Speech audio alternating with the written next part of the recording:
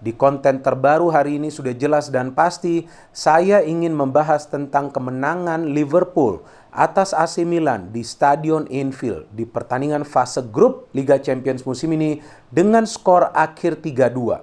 Yang menarik dari pertandingan ini bahwa untuk pertama kalinya AC Milan bermain lawan Liverpool di sebuah pertandingan Liga Champions di Stadion Anfield. Sebelumnya memang kedua tim ini pernah bertemu di pertandingan final Champions League, tetapi bermain di venue netral. Pada tahun 2005 bermain di Istanbul, kita tahu Liverpool bisa menang melalui adu penalti, pertandingan yang dramatis, dimenangkan Liverpool setelah mereka tertinggal dengan skor 0-3. Kemudian final kedua pada tahun 2007 bermain di Athena, saat AC Milan bisa mengalahkan Liverpool dengan skor 2-1. Filippo Inzaghi jika saya tidak salah mencetak kedua gol di pertandingan final tersebut. Jadi ini adalah pertandingan yang spesial bagi kedua tim. Dan untuk pertama kalinya mereka berada di dalam satu grup di fase grup Liga Champions. Dan kita tahu bahwa Liverpool sementara ini di Liga Inggris juga menjadi tim yang sulit dikalahkan. AC Milan juga penampilannya di Serie A cukup impresif. Dan sayang sekali di pertandingan ini, Firmino tidak bisa bermain bagi Liverpool dan Zlatan tidak bisa bermain bagi AC Milan.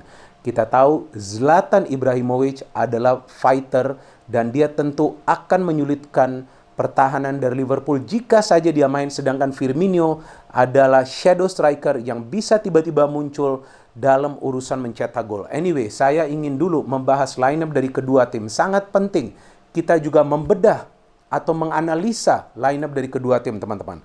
Lineup tentu dari Liverpool dulu yang menjadi tuan rumah. Kita tahu bahwa Liverpool benar-benar ingin menjadi juara lagi dari Liga Champions kan, teman-teman. Belum lama mereka menjadi juara pada tahun 2019 saat mereka mengalahkan Tottenham Hotspur. Ini juga adalah grup yang berat bagi Liverpool dan juga Milan karena masih ada Atletico Madrid, masih ada juga FC Porto. Tapi untuk sementara kedua tim ini clash di first match mereka di fase grup.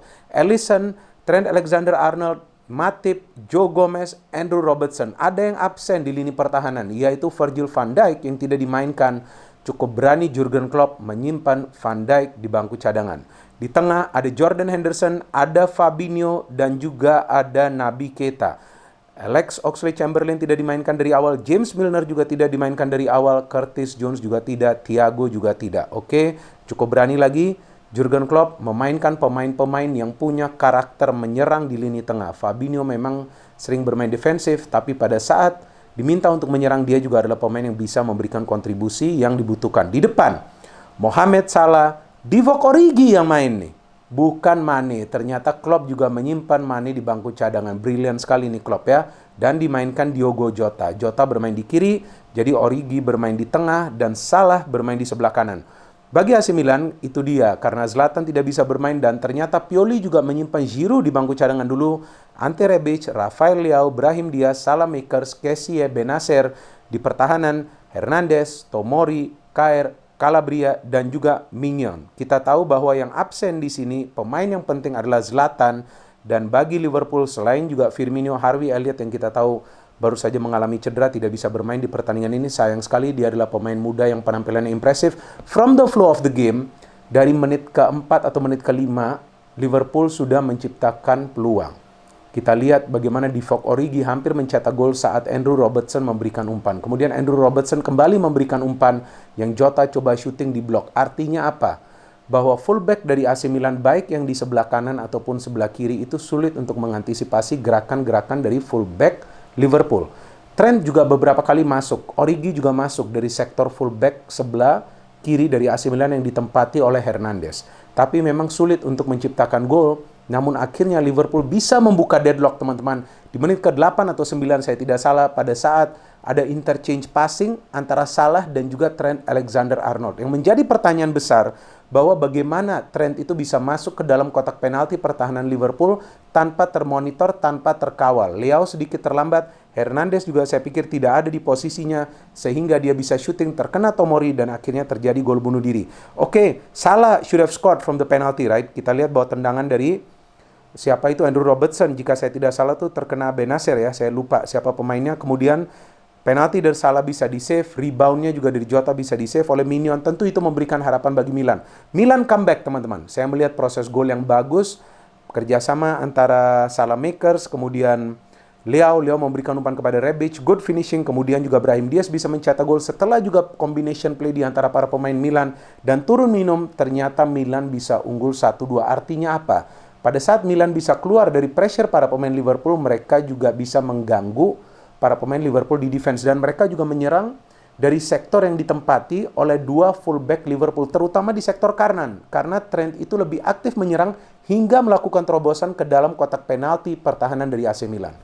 Memasuki babak kedua, saya menunggu apakah Jurgen Klopp akan melakukan pergantian pemain. Karena Liverpool kan tertinggal, dan salah satu pemain terbaiknya masih berada di bangku cadangan, yaitu Sadio Mane. Ternyata teman-teman, Klopp tidak melakukan pergantian pemain di awal babak kedua.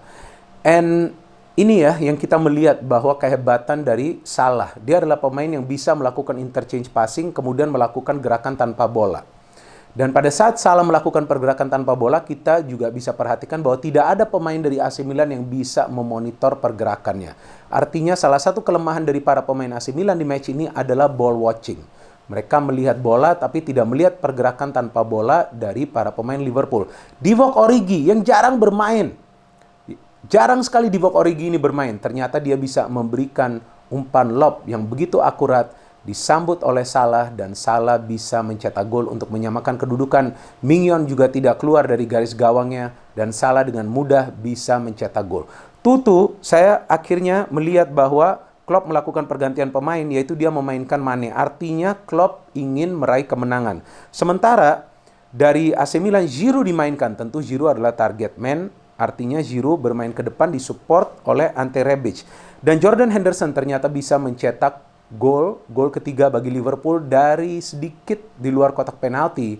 Dan lagi-lagi teman-teman perhatikan bahwa corner yang diambil oleh Trent sempat juga dihalau oleh Benacer. Tapi tidak ada pemain Milan yang menjaga, memonitor, mengawasi Henderson yang berada di tepi kotak penalti tersebut. Dan Henderson bisa melakukan syuting keras yang menjebol gawang dari Mignon. And after that, kita tahu bahwa Liverpool yang mengontrol jalannya pertandingan. Dan memang ini adalah pertandingan yang Liverpool dominasi total. Baik dari possession, baik dari jumlah shots. Mereka unggul, para pemain AC Milan sulit untuk bisa mengimbangi kecepatan dari para pemain Liverpool. Dan sepertinya pressing game, high pressing attacking game dari Jurgen Klopp itu tidak bisa di counter pressing oleh para pemain Milan. Sehingga tampak mereka kalah lari dari para pemain Liverpool, mereka kalah duel dari para pemain Liverpool. Sepertinya ini adalah pengalaman yang baru bagi para pemain Milan menghadapi tim asal Inggris yang mengandalkan staying power, yang mengandalkan high pressing game, dan juga yang mengandalkan serangan total. Oleh karena itu, sulit bagi para pemain Milan juga untuk fokus dalam urusan melakukan counter. Ya hanya di babak pertama saja yang saya melihat mereka merepotkan para pemain Liverpool menjelang first half itu habis. Jadi ini yang menjadi persoalan tentunya bagi AC Milan, bahwa dari segi speed, tampak juga para pemain yang di defense itu kocar-kacir untuk mengawasi gerakan-gerakan cepat dari para pemain Liverpool. Bayangkan Origi yang jarang bermain saja bisa bermain bagus di pertandingan ini. Dia juga hampir saja mencetak gol. Jadi memang yang bisa kita cermati dari pertandingan ini bahwa sebuah tim perlu juga melakukan marking ketat jika mereka kalah speed. Tapi dengan hanya mengandalkan zona marking, tentu akan kewalahan menghadapi pemain-pemain yang mengandalkan kecepatan. Dan itu yang terjadi. Very good win for Liverpool, karena mereka dengan kemenangan ini juga membuat start yang cukup baik. Dan kita tahu bahwa Liverpool juga musim ini adalah salah satu tim yang kuat. Tidak banyak perubahan dalam materi pemain, pelatihnya juga masih sama. Sedangkan bagi AC Milan, ya saya pikir ke depannya mereka harus lebih cerdas lagi untuk mengantisipasi kecepatan-kecepatan dari para pemain tim lawan. Dan juga untuk bisa melakukan counter pressing game. Jika counter pressing tidak bisa dilakukan Milan, saya pikir nanti mereka akan juga kesulitan lawan Atletico Madrid yang mengandalkan pressing game, dan juga Porto yang mengandalkan compact football. Kita tunggu saja bagaimana nanti sepak terjang atau other matches of Liverpool dan juga AC Milan. Walaupun dari grup ini saya pikir yang favorit untuk lolos adalah Liverpool dan juga Atletico Madrid, tapi bisa saja Milan lolos jika mereka bisa menang pertandingan kedua mereka. Penting bagi mereka untuk menang pertandingan kedua mereka nanti. No hate, only football. Salam sepak bola.